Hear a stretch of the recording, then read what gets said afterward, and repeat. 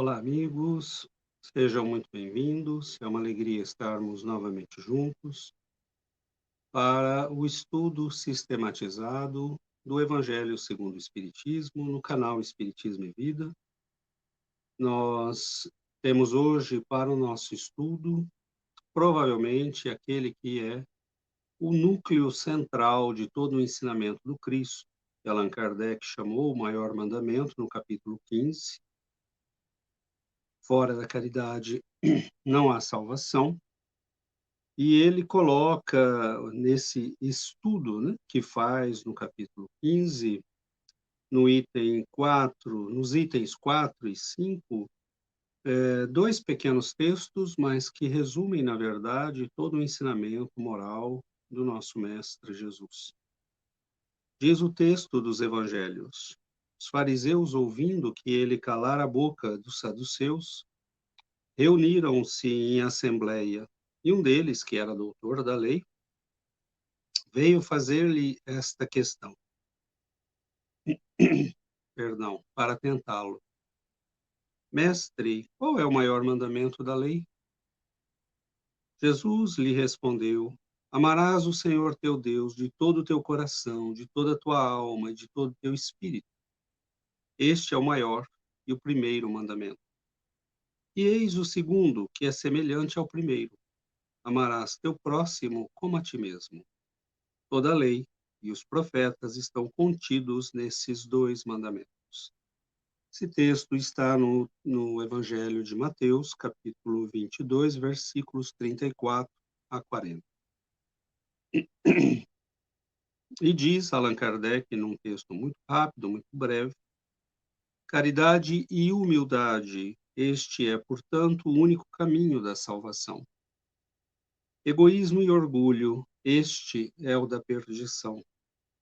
Esse princípio é formulado em termos precisos nessas palavras: amarás teu Deus de toda a tua alma e teu próximo como a ti mesmo. Toda a lei e os profetas estão contidos nesses dois mandamentos. E para que não haja equívoco na interpretação do amor a Deus e ao próximo, acrescenta: eis aqui o segundo mandamento, que é semelhante ao primeiro. Isto é, não se pode amar verdadeiramente a Deus sem amar ao próximo, nem amar ao próximo sem amar a Deus. Portanto, tudo o que se faz contra o próximo é feito contra Deus. Não podendo amar a Deus sem praticar a caridade para com o próximo, todos os deveres do homem encontram-se resumidos nesta máxima: fora da caridade não há salvação.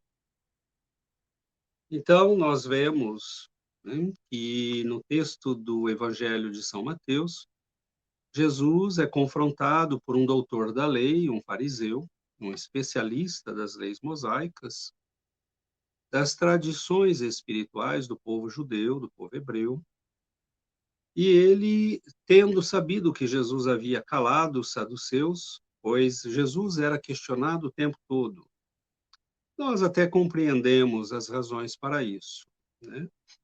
Só não compreendemos eles não terem percebido que Jesus era diferente.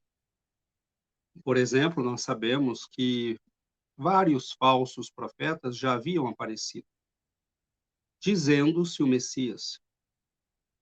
E os fariseus, muitos deles se especializaram nessas astúcias exegéticas para detectar aqueles que não tinham realmente um conhecimento profundo da espiritualidade, das tradições bíblicas, da Torá. Então, eles se especializaram em desmascarar estes embusteiros, mas diante de Jesus eles estavam tendo problema, né? Porque o mestre conseguia sempre colocá-los numa situação difícil, tanto os saduceus quanto os fariseus.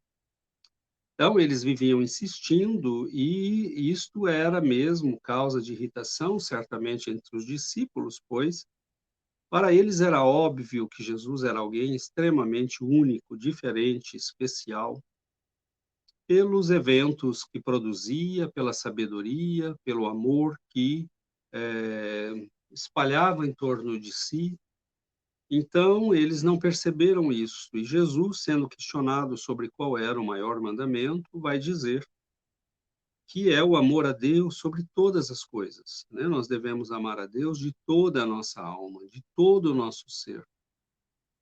E nos diz, este é o primeiro, mas o segundo é semelhante a este, né? Você deve amar, né, ao teu próximo como a ti mesmo. Então, nós temos aí 3 graus do amor: o amor a Deus, o amor ao próximo e o amor a si mesmo.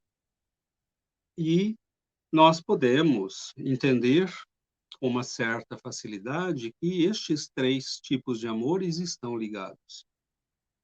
Allan Kardec, no entanto, vai um pouco mais além, como era característico da sua lucidez e da sua didática.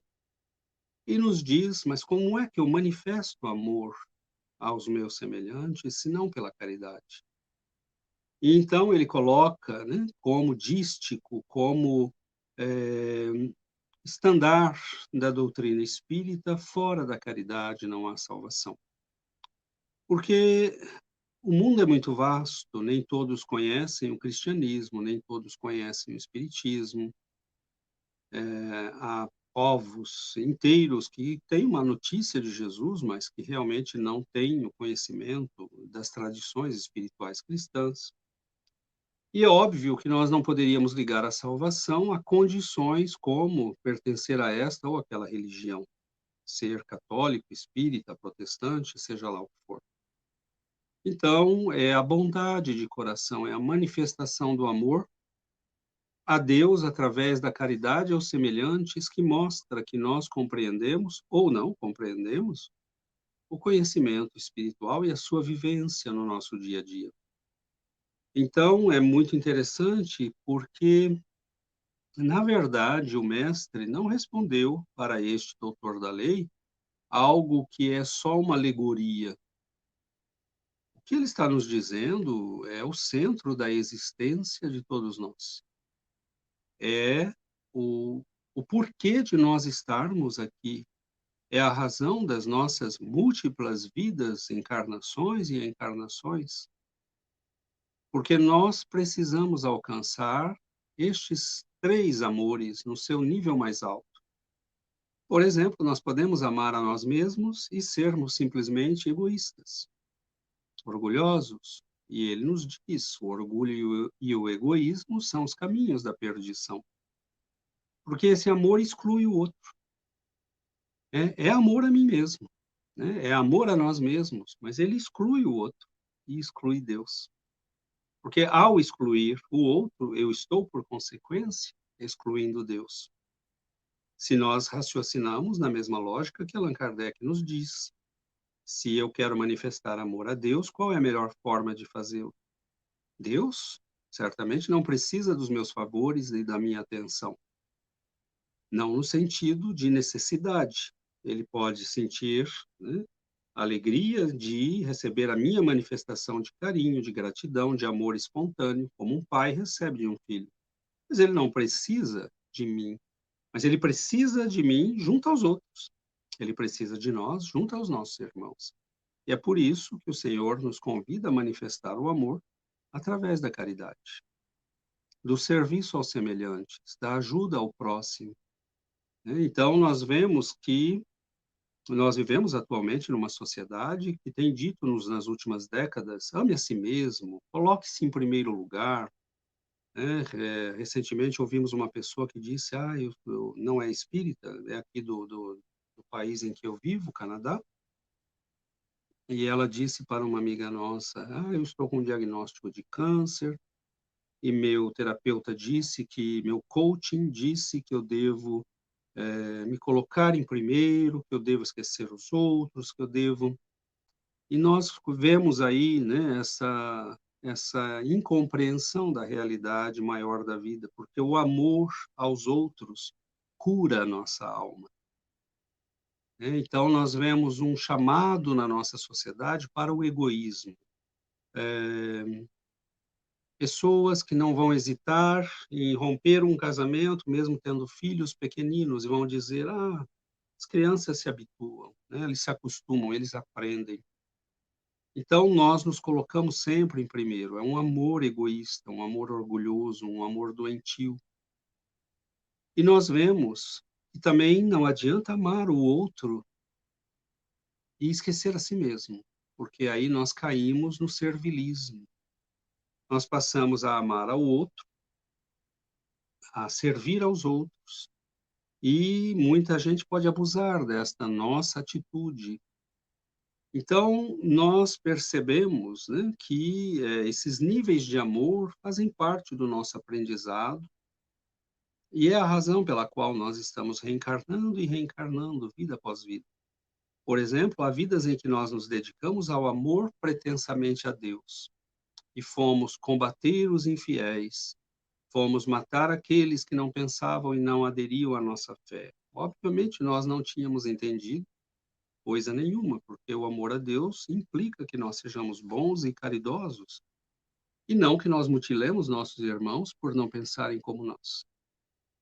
Então, nós temos que ter o equilíbrio nestes três pontos, nestas três bases do nosso crescimento espiritual. O amor um dia chegará, certamente, a este amor renúncia, que nos diz o livro dos Espíritos, quando fala que a virtude mais nobre é a abnegação, é o negar-se a si mesmo. Mas é óbvio que nós não devemos fazer isto numa atitude de servilismo. Me explico. Uma pessoa compreendeu tanto a vida, compreendeu tanto a espiritualidade, que ela não tem mais medo de oferecer mesmo sua vida, de dedicar toda a sua vida aos seus semelhantes. Porque ela não está fazendo isso por servilismo, por medo ou por qualquer outra razão, mas ela está fazendo isso por uma compreensão profunda e verdadeira das leis da vida. O Cristo nos amou assim, e os grandes santos nos deram exemplos deste amor, os grandes missionários, né? Mas eles tinham uma compreensão tão grande e sabiam que a abnegação a esse ponto extremo era fruto de uma compreensão profunda, era uma manifestação do amor a Deus, do amor a si mesmo, porque quando nós queremos oferecer algo aos outros, nós devemos oferecer aquilo que temos de melhor. E Jesus nos disse para fazer aos nossos semelhantes aquilo que gostaríamos para nós. Então, esta renúncia é fruto de uma compreensão que nos diz, renunciando a tudo, eu obtenho tudo.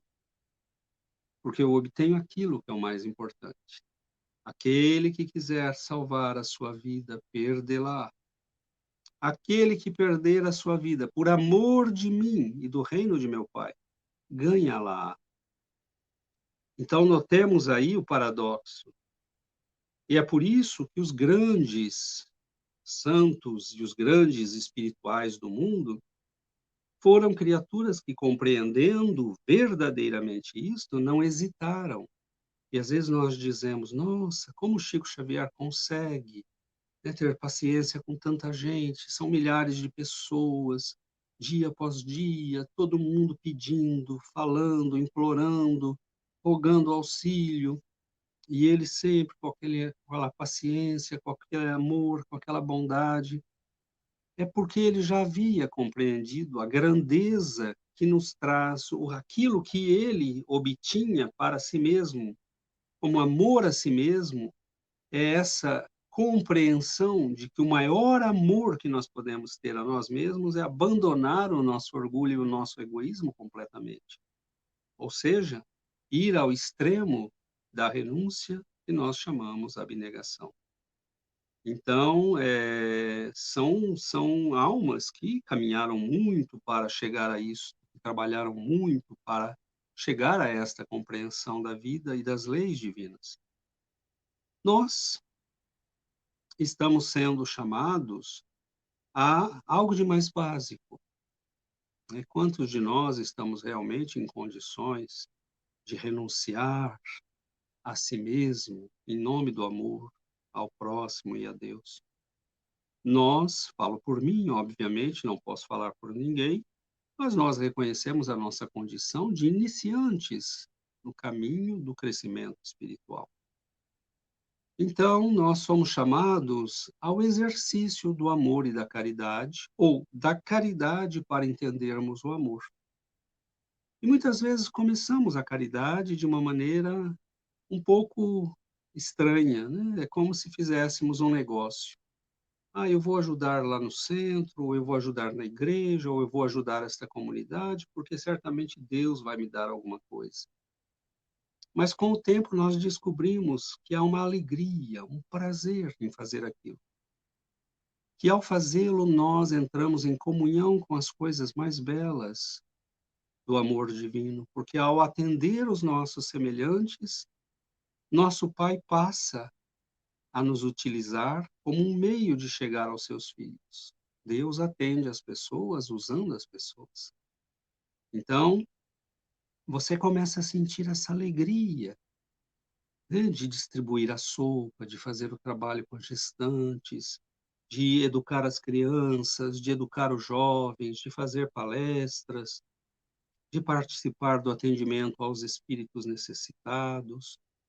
Então, nós vamos descobrindo o amor por este trabalho que muitas vezes exige de nós ainda esforço, disciplina, uma certa adaptação, porque muitas vezes nós não queremos deixar o nosso conforto, os nossos hábitos. Então, Allan Kardec nos convida a refletir sobre essa dimensão da descoberta do amor, que é a caridade, o trabalho da caridade. Então, para nós é um exercício, nós começamos por estes exercícios. E vamos aos poucos, né, saindo daqueles amores egoístas de querermos tudo para nós, para a nossa família, para os nossos próximos, né, os mais próximos. E começamos a olhar para os nossos irmãos de humanidade como filhos de Deus, como criaturas como nós. Nós começamos a disciplinar e a adestrar o amor para entendermos essa dimensão superior do amor que há nestes grandes homens e mulheres que nos deram exemplos extraordinários. Então, nós estamos num processo de aprendizado. Por exemplo, para muitos de nós, esse aprendizado tem que começar nas coisas básicas. Ter educação, polidez com as pessoas. Exigir respeito, não por orgulho, mas por uma questão de decência humana. Não aceitar maus tratamentos, né? Ter uma postura de dignidade. Você pode estar querendo me tratar mal, mas eu não aceito. Isso eu não aceito. Eu não recebo isso. Então, é amor a si mesmo, mas é o amor a si mesmo equilibrado, né? Então, nós temos um exercício a fazer. Há pessoas que querem amar aos outros, mas não amam a si mesmas, né? Tem uma autoimagem negativa, tem uma percepção de si que é sempre complicada, né? Negativa, e que faz com que as pessoas não gostem da pessoa, porque quando você não vê a si mesmo de modo positivo, ah, César, então é importante ver a si mesmo de modo positivo? Sim, não estou dizendo de modo ilusório, porque você pode ter um imenso defeito e dizer, não, está tudo bem, eu sou ótimo, não é isso. Não é repetir essas frases de efeito, né, de autoajuda. Não é isso. Espiritismo nos ajuda, sim, a ver quem somos, quais são nossas necessidades, por que nós reencarnamos. Você quer entender por que reencarnou e por que veio? Bom, analise suas tendências, as tentações que te afetam, o núcleo familiar em que você nasceu, o círculo de amigos, as atividades que você faz na vida, e você vai ter uma ideia de quais são os teus desafios. Mas nós temos que ser positivos e dizer: bom, hoje eu não fiz tudo o que eu podia, mas eu vou continuar tentando. Eu ainda não consegui corrigir este defeito, mas eu vou continuar trabalhando. Então, isto é ser positivo, né? Mas se a pessoa às vezes diz: ah, eu não consigo, ah, eu não sirvo para nada, ah, eu não consigo fazer nada. Aí, obviamente, que a força de repetir, você vai transformando isso numa energia poderosa que acaba se impondo a você. E você acaba realizando, né, a profecia autorrealizada. Então, sejamos generosos conosco. Se erramos, reconheçamos o nosso erro, recomecemos, refaçamos o caminho, peçamos perdão, né? Retomemos a estrada, vamos servir, vamos trabalhar. Se falhamos no amor aos nossos semelhantes, principalmente aqueles mais próximos, né? Como nós podemos querer amar a humanidade se não amamos, às vezes, nossa família? Se não temos paciência com um pai doente, com uma mãe necessitada, com um filho problemático. Então, o exercício do amor, Deus nos coloca em situações, em quadros de vida que já são aquilo que nós precisamos, já é aquilo que nós necessitamos. A partir dali, você pode expandir, né? Se é capaz de ter paciência e fraternidade e compreensão com aqueles que estão com você, você pode expandir isso a outros. E aí nós começamos a amar a humanidade. Mas o amor, meus irmãos, para nós é um sentimento ainda a ser descoberto, né? Então comecemos pela caridade, mesmo que seja aquela caridade disciplinada, que nós nos forcemos a fazer, porque nós queremos descobrir o que está por trás deste sentimento maior, que é o amor. Mas para isso é preciso fazer algo, é preciso se movimentar na direção do outro e de Deus. Por exemplo, como nós faremos, né, para amar a Deus se não incluímos a prece? A prece é um elemento essencial da nossa comunhão com Deus. E a caridade, uma manifestação do amor que nós temos que ter a Deus, manifestando-o aos nossos semelhantes. Então, nós temos um amplo aprendizado a fazer, né? Nós, às vezes, vemos que a nossa caridade, o nosso amor, começa como puro egoísmo. São Bernardo de Claraval dizia isso. Às vezes, nós começamos amando, mas, na verdade, é amor a si mesmo, é puro egoísmo. Eu quero fazer para que aquilo apareça, eu quero fazer para que Deus possa me favorecer mais tarde. Mas ele diz, mesmo por estas razões egoístas, faça, porque você já estará no aprendizado. Então, às vezes, nós criticamos, né? Dizemos, aquela pessoa está fazendo porque ele quer aparecer. Ele quer, né, que as pessoas vejam. Não tem problema, não tem problema nenhum, né? Então, faça você do jeito certo, mas não, se viu que alguém está fazendo porque quer sair no jornal, quer que falem dele, não tem problema. Ao menos ele está fazendo, e aos poucos, neste exercício de fazer por egoísmo, talvez ele descubra o que é fazer por verdadeira generosidade. E nós não podemos esquecer que não é necessário ter espírito de negociação com Deus. Porque nós espíritas conhecemos a lei do karma e sabemos que Deus não precisa nos compensar ou punir. Os mecanismos que nós dispararmos na vida irão nos trazer aquilo que nós disparamos. Então, se amamos, se somos generosos, se somos bondosos, se somos atenciosos, se somos respeitosos, veja que eu estou dando características do amor, que podem até não ter amor por trás. Você pode ser respeitoso com uma pessoa apenas por educação, mas já é uma manifestação do amor. E ter respeito ao outro é a primeira etapa do amor. Como eu posso dizer que amo alguém se eu não a respeito? Não tem sentido, né? Eu amo muito minha esposa, mas a gente vê o relacionamento do sujeito com a esposa e ele vive maltratando a esposa, né? Então não tem muito sentido isso. Então, há coisas para nós que são ainda um aprendizado de base, respeitar nossos filhos, respeitarmos nossos parceiros, nos respeitarmos mutuamente.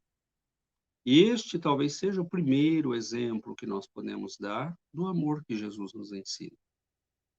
Jesus nos amou, né, como ele diz: "Eu sou o bom pastor", e o bom pastor é aquele que dá mesmo sua vida por suas ovelhas.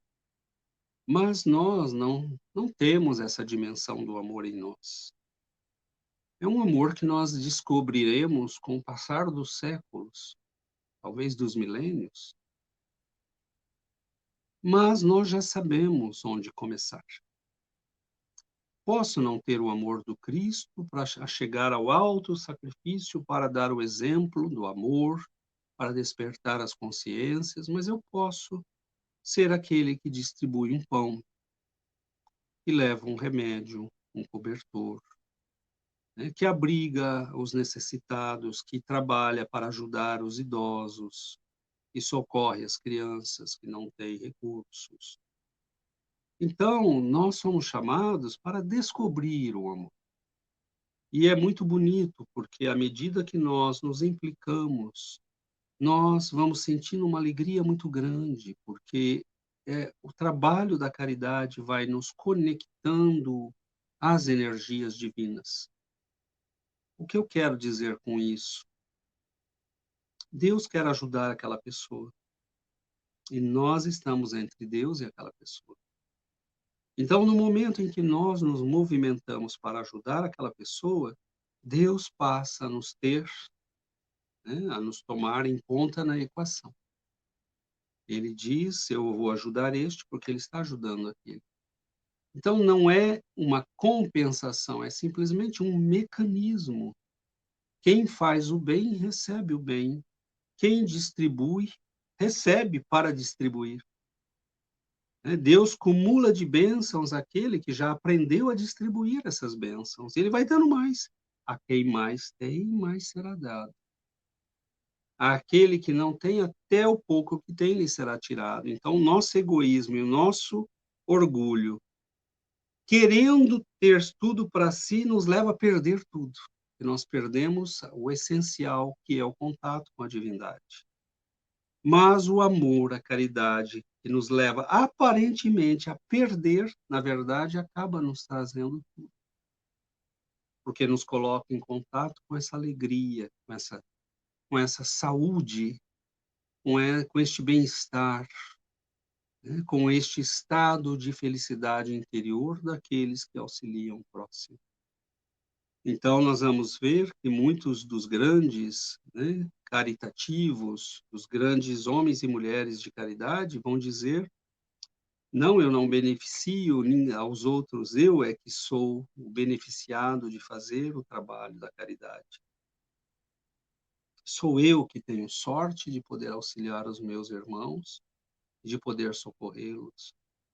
Então, a doutrina espírita nos chama, meus irmãos, para este renascer do amor através da caridade. E por isso mesmo, Allan Kardec vai colocar isto, né, como esse dístico maior, da doutrina espírita. Para nós, não é importante que uma pessoa se diga espírita, é importante que ela seja boa, que ela faça o bem.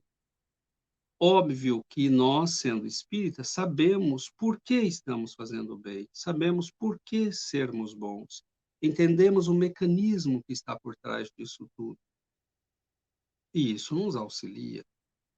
Mas se uma pessoa não conhece isso e é capaz de amar, é capaz de fazer o bem, não importa se ela é católica, islâmica, budista, ela está conectada às energias divinas.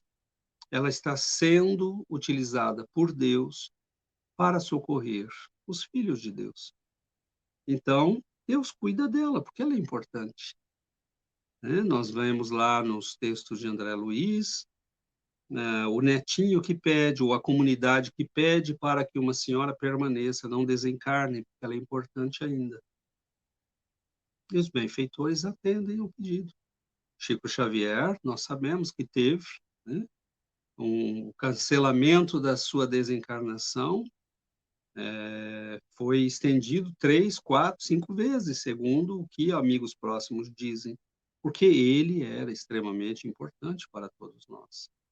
Enquanto estivesse conosco, nós nos sentiríamos guardados, protegidos, seguros. Então, nós tivemos, né, essa prorrogação do seu tempo de vida para atender às necessidades espirituais daqueles que precisavam dele. Então, até isso é possível, né? E se nós somos úteis, se nós somos essenciais, se nós somos importantes para a vida dos outros, Deus passa a cuidar de nós, porque nós estamos ajudando ao trabalho dele junto aos seus filhos. Então, não é uma negociação, porque nós não estamos pedindo nada, né? É nesse espírito que nós devemos agir. Eu quero ter a alegria de estar próximo de meu Pai, estando junto aos meus irmãos, servindo aos meus irmãos. Aquele que quiser ser o maior no reino de Deus, no reino de meu Pai, seja o menor e aquele que serve a todos. Quem compreendeu isso entende a essência da caridade. Não estou dizendo que eu compreendi, né? Mas ao menos intelectualmente nós começamos a entender a lógica de tudo isso. E óbvio que entendendo a lógica, nós podemos tentar passar à ação, né? Podemos começar a disciplinar os nossos velhos inimigos, que são o nosso orgulho e o nosso egoísmo, que há muitos séculos e milênios nos têm causado problemas. Todas as nossas dores, meus irmãos, todos os nossos sofrimentos, todas as nossas dificuldades, angústias, todas as nossas tristezas nascem do fato de que nós agimos hoje e no passado usando o egoísmo e usando o orgulho. E estes inimigos da alma são, sim, aqueles que nos levam à perdição. A perdição dos recursos divinos, ao desperdício do tempo, né, a jogar fora as oportunidades que Deus nos oferece em cada encarnação, querendo ter tudo para nós, o egoísmo, e tendo uma supervalorização de nós mesmos, que é o orgulho, nós acabamos desvalorizados e sem nada, querendo oferecer aos outros e aparentemente perdendo, nós acabamos ganhando, porque ganhamos a nós mesmos. Né? Do que vale a um homem ganhar o mundo e perder sua alma, perder a alma. Então, nós vamos entendendo que o Senhor sabia exatamente do que estava falando. E nós precisamos da doutrina espírita, por isso o Evangelho segundo o Espiritismo é maravilhoso e fundamental, porque ele nos ensina passo a passo a irmos reconhecendo a importância de cada palavra de Jesus. Né? Quando nós lemos um texto como este, que iniciou o nosso estudo de hoje, muitas vezes nós passamos e deixamos desapercebidos ali uma série de elementos que são importantes. E é claro que nosso pequeno estudo de hoje também não dá conta disso, né? Porque nós poderíamos ainda dividir, falar unicamente do amor a si mesmo, o que significa, do amor ao próximo, o que significa o amor de Deus, como esses três elementos se unem de uma maneira mais dinâmica. Mas nós, né, afloramos o assunto, fizemos um pequeno resumo para que nós possamos iniciar as nossas reflexões. E aí, estudo por estudo, encontro por encontro, daí a importância de nós virmos a estes estudos. Toda semana temos amigos diferentes, então diferentes percepções. Isso nos permite irmos coletando, né, esse conjunto de pontos de vista, melhorando a nossa compreensão dos textos.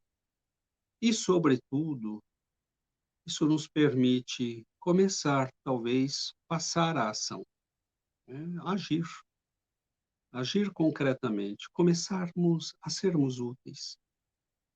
Então, desde as pequenas coisas, como dizer bom dia, responder cordialmente às pessoas, manter um sorriso cordial, não sermos mal-humorados, não estragarmos o dia dos outros. Tudo isso é caridade. Ligarmos para um amigo que há tempos não vemos, que sabemos que está passando por dificuldades. Como vai você, meu amigo? O que está acontecendo? Posso ser útil? né, tem algo que eu possa fazer por você.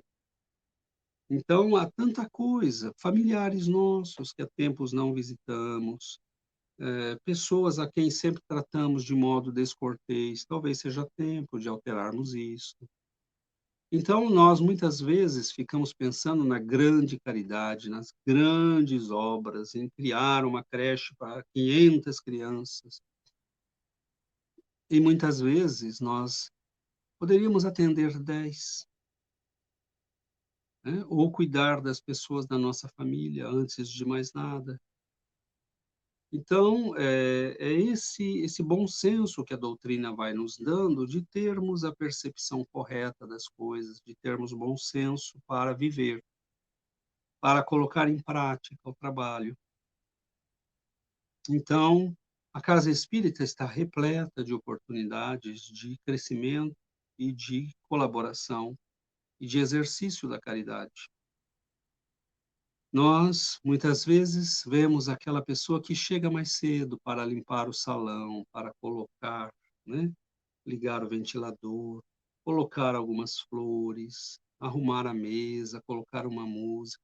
Essa pessoa está fazendo um trabalho de colaboração com os seus semelhantes, com a espiritualidade, né? Temos as pessoas que se voluntariam para ajudar na sopa, para ajudar nos clubes de gestantes, para socorrer as crianças que precisam de educação escolar, que precisam de ajuda para as tarefas escolares, que vão se cotizar para comprar material, uniformes para essas crianças, né? Nós temos na casa espírita tantas oportunidades, o trabalho com as crianças na evangelização, com os jovens, né? Nas mocidades espíritas, os trabalhos mediúnicos que devem ser feitos num espírito essencialmente de caridade. Estamos tão preocupados, às vezes, em receber grandes espíritos, em publicarmos livros, e nós não lemos sequer o que tem publicado, né? Só da obra de Chico Xavier, sem contar Caibar Schutel, Ivone Pereira e tantos outros, Carlos Bacelli e tantos outros médiums, nós podemos e poderíamos e devemos criar grupos de estudos, por exemplo, para termos quem faz, né, o trabalho de leitura e explicação, porque nós precisamos, a doutrina já está codificada. A complementação da codificação já veio com as obras de Ivone Pereira, Chico Xavier, nós temos tá tudo ali explicado. Agora, quem lê isso? Quem explica para as pessoas?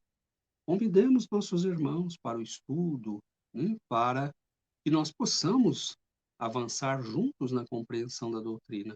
Isso é caridade. Então, meus queridos irmãos, que nós reflitamos toda a nossa vida, com todos os sofrimentos que possam ter, vem de não termos entendido e ainda vivenciado esse grande mandamento do amor nas suas 3 dimensões: a Deus, a si e ao próximo. E toda a alegria que nós teremos daqui para frente virá de termos e estarmos tentando implantar nas nossas vidas esse aprendizado do amor que começa pela caridade, que começa pelas coisas mais simples, que começa por sermos bons, generosos, gentis com as pessoas e estendendo isso aos poucos para o trabalho, né? Para as obras e grandes obras, para os trabalhos nas casas espíritas, na dimensão do estudo e da doutrina. Então, nós temos muito para fazer. Nenhum de nós, a nenhum de nós faltará a oportunidade, a ocasião de vivenciarmos o amor que o Senhor a que o Senhor nos convida. Então, que nós o façamos nesse espírito de alegria, de boa vontade, porque não há maior alegria do que esta, de vivenciarmos a mensagem de nosso Mestre, ensinada pelas lentes da doutrina espírita, pela sabedoria ímpar e única, né? Da generosidade, inclusive, da caridade de Allan Kardec para com todos nós. Ele deu sua vida, seu esforço, seu trabalho, sua saúde, né, em abnegação, para nos legar esses tesouros maravilhosos, preciosos, que são os livros da codificação, que são a revista espírita. Então, sejamos reconhecidos, porque a gratidão também faz parte, né, das expressões do amor. E qual pode ser, né, a maior expressão de gratidão que esta de lermos, de estudarmos, de partilharmos com os nossos irmãos o conhecimento espiritual que abençoa, ilumina os nossos caminhos. Quer caridade maior do que esta, né? Talvez nós resolvamos nos países desenvolvidos o problema da fome. Ninguém mais passa fome, ninguém mais passa necessidade. Lógico que dizer ninguém é um exagero, mas uma minoria talvez tenham problemas nesse sentido. Mas isso não tirou das pessoas a triste realidade de viver sem Deus, de viver sem orientação, sem caminho, né, sem aprendizado, sem iluminação interior, sem a presença do Cristo. Então, talvez tenha, né, para nós, esse seja um grande momento de fazer a caridade moral, que é partilhar o conhecimento que abençoa as nossas vidas. Então, meus irmãos, nós deixamos essas reflexões para que possa, para que nós possamos crescer, refletir, né, avaliar juntos. Vejamos que são 2 pequenos textos do capítulo 15, mas que são uma bênção, né, para a nossa compreensão e para a orientação das nossas vidas neste mundo. Então, muito obrigado pelo carinho, pela presença de todos. Na semana que vem nós teremos um outro amigo ou amiga, e nós convidamos a todos para que estejam regularmente, para que partilhem estas reflexões do nosso estudo sistematizado. Há tanta gente precisando. Façamos a caridade, publiquemos nos nossos Instagrams, Facebook, etc., né, para partilhar o bem, para partilhar aquilo que ilumina e orienta as pessoas. Então, um grande abraço, fiquemos todos na paz do Cristo e até uma próxima oportunidade. Que Jesus nos abençoe a todos.